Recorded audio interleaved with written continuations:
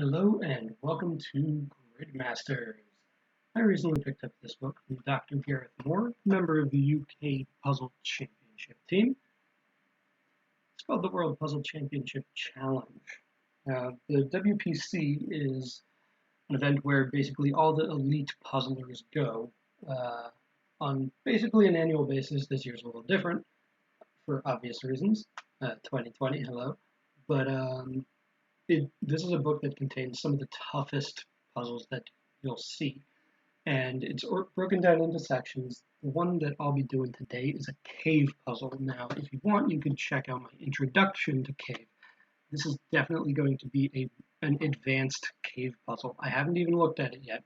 I tried to film another one, but realized my mic was off. So hopefully this one will go through. You will be able to see it. Now, for WPC puzzles, I always have a pen, because I like to solidify what I know for sure, and a pencil and eraser for bifurcation. That means guessing.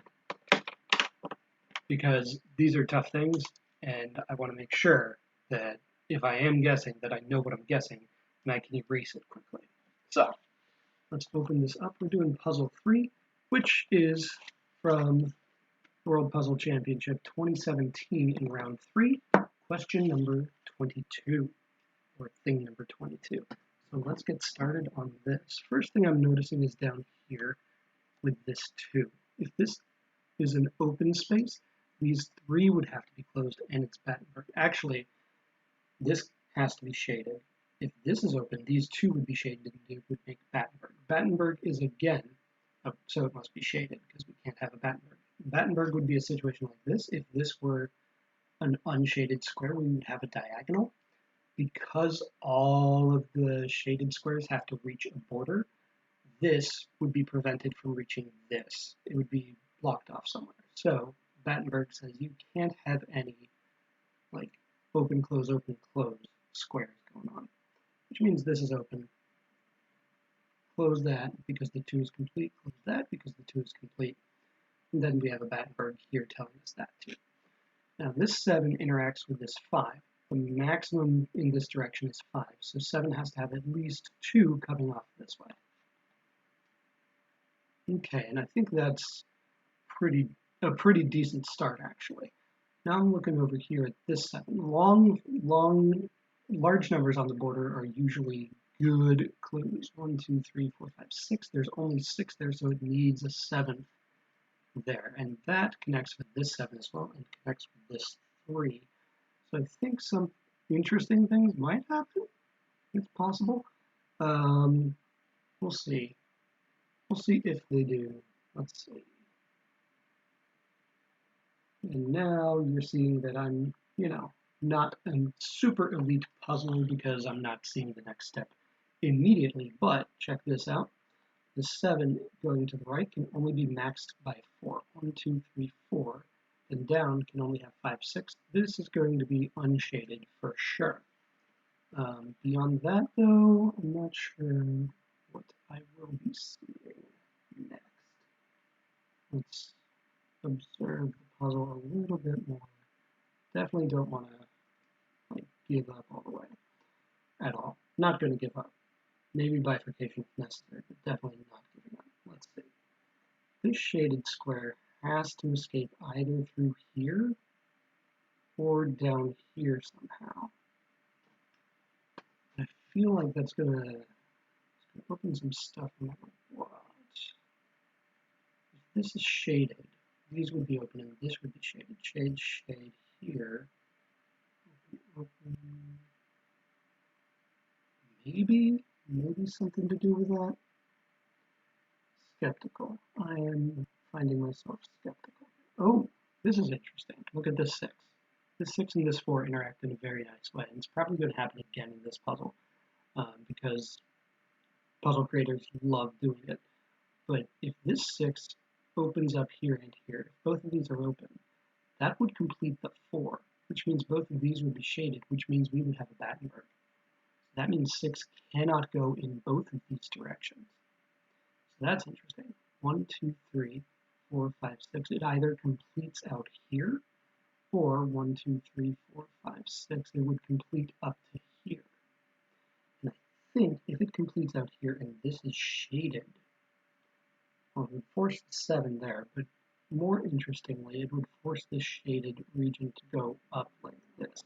And I think that might be intriguing enough for a little bifurcation. It's a thing that I'm seeing.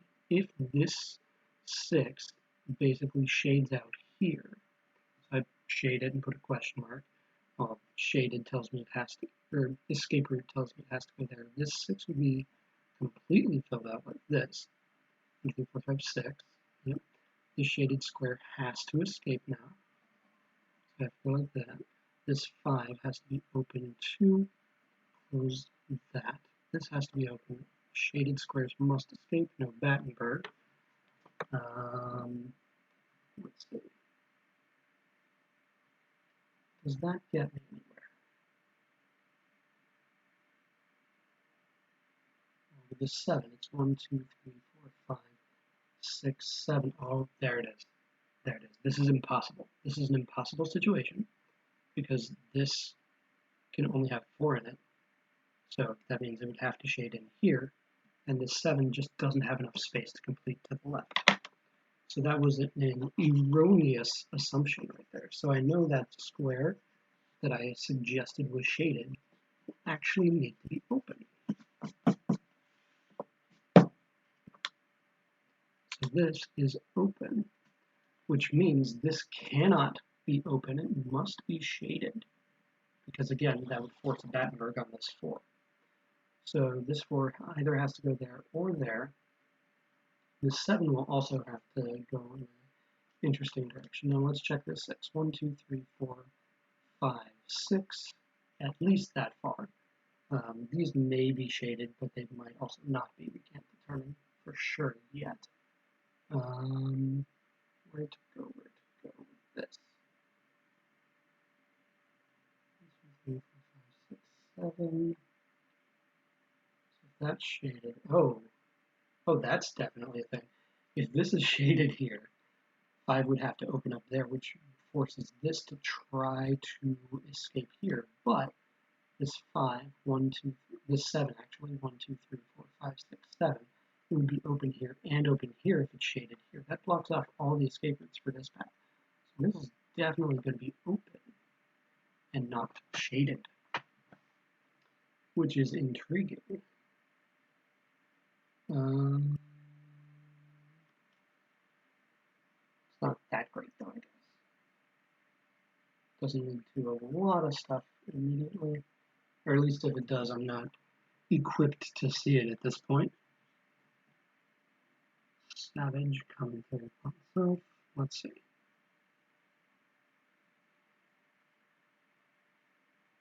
There's gotta be more.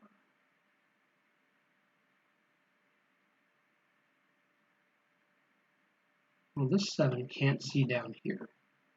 This 7 has a maximum of 1 unit in this direction, because if it sees both of these, then this 5 is going to be impossible to fix. So 1, 2, 3, 4, 5, 6. It has to be unshaded there at the very least. Does that help me? Not that much. Unfortunate.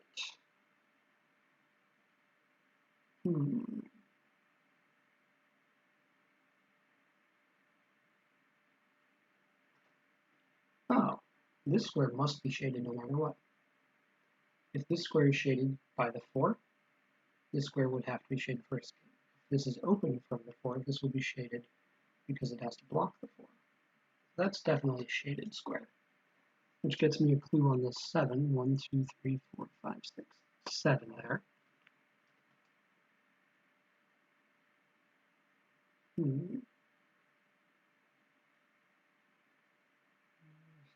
Escaping possibility there.